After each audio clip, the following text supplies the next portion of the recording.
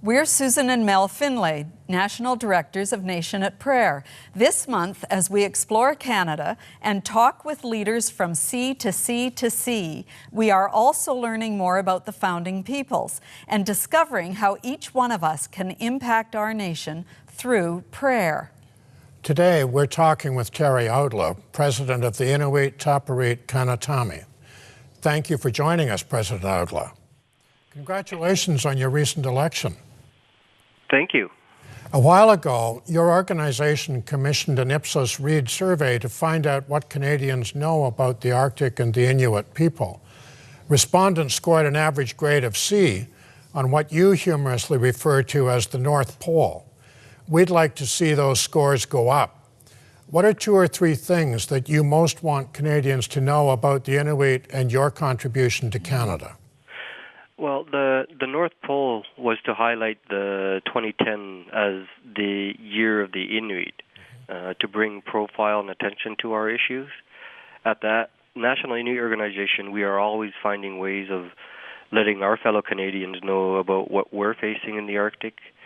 And we'd also like to have the grade go up as well. And I would encourage people to visit us online at itk.ca, or to follow us on Twitter and Facebook and check out our videos on YouTube. Historically, Inuit were independent, nomadic, hunting with the seasons, and surviving in what I'd consider the harshest environment on Earth.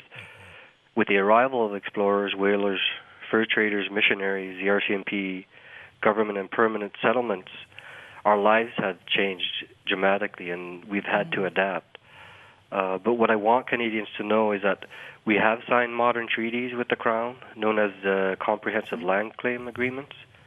There are 5 of them that span across Canada's most northerly region, from the Western Arctic, the Northwest Territories, to Northern Labrador, Nunavut, so basically across 5 time zones. And if you were to compare it to sort of the land base of the rest of Canada, that's like 25% of the land mass. And with the agreements in place, Inuit are working to regain our independence, continue to maintain our traditions in a modern world, preserve our language, and to contribute to the development of the nation on the basis of equality. The new Nunavut Territory is an example of what I'm trying to talk about. It is a product of the Nunavut Land Claims Agreement, and Nunavut is 13 years old now. It's still a very young government and growing. My message to your viewers is that Inuit are working very hard to develop the Arctic, and Nunavut is the largest region. There are 3 others, the Inuvialuit west of Nunavut, and Nunavik in northern Quebec, and Nunavut in northern Labrador. And combined, Inuit do play a significant role in Canada's Arctic sovereignty as well.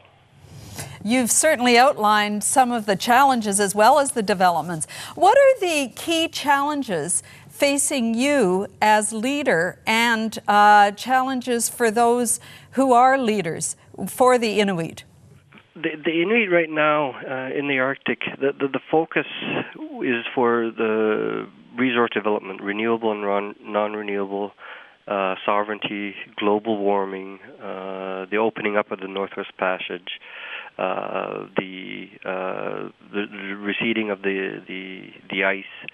All these issues are intertwined, and I would like your viewers to know that Inuit on a circumpolar level have worked to develop unified declarations on sovereignty and on resource development.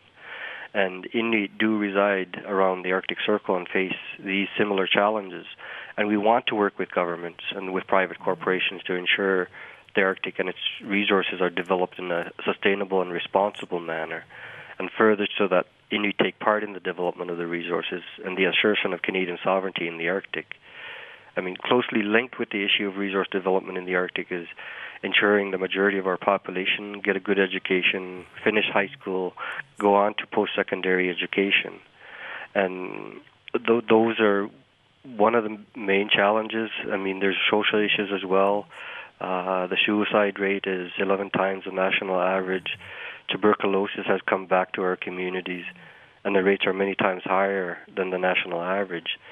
Inuit have also identified mental wellness as the #1 health issue across our 4 regions. These are ongoing challenges we face as a people across our 4 regions. Inuit are One thing that people tend not to understand as well, that we are taxpayers, and in fact we pay among the highest taxes in Canada. We pay income tax and GST and PST where it exists. The cost of living is very high in our 53 communities. You may have heard about protests over the last few months of the high cost of food in our stores. Coupled with the high tax rate, it's very difficult for Inuit to obtain healthy foods on a regular basis. And I've spoken with the minister responsible regarding the program on Nutrition North and how it can be applied properly and whether it's working properly for Inuit. Thank you for outlining those, Mr. President. We would really like to extend the interview with you, but unfortunately have to cut it off at this point. Thank you very much. Okay, thank you. It's wonderful to speak with the President, and we will be in prayer and can assure you of prayer across the nation for you and your people.